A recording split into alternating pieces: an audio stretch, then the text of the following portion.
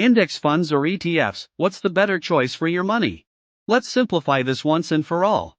Investing can feel overwhelming, especially with so many options to choose from. Two of the most popular choices are index funds and ETFs, and while they sound similar, they have some key differences that could impact your investment strategy. Don't worry, we'll break it down in simple terms so you can decide what's right for you. Imagine this: you want to start investing, but you don't have the time to research individual stocks. That's where index funds and ETFs come in. They help you invest in a broad market with just one purchase. But which one is the smarter choice? Let's start with index funds. Think of an index fund as a basket of investments that copies a specific market index, like the S&P 500. When you invest in an index fund, you're essentially buying a tiny piece of the top 500 companies in the US. It's easy to use, hands-off, and great for long-term investors who prefer a set-it-and-forget-it approach. Now, onto ETFs or exchange-traded funds.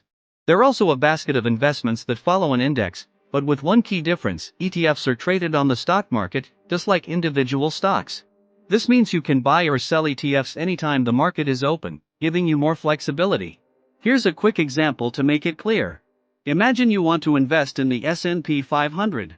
If you choose an index fund, you might only be able to buy or sell once a day after the market closes.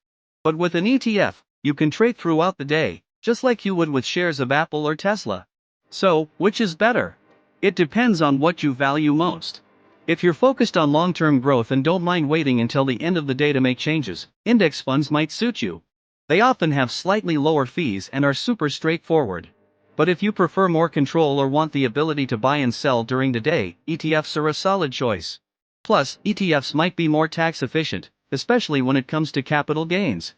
Relatable example. Let's say Sarah and John both want to invest in the stock market.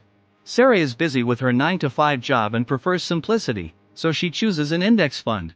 It automatically reinvests her dividends, and she doesn't have to think about it. John, on the other hand, likes to keep an eye on the market.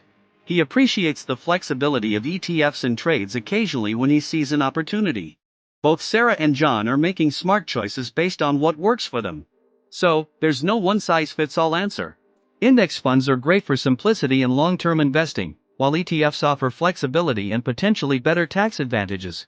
The best option is the one that fits your goals and investing style.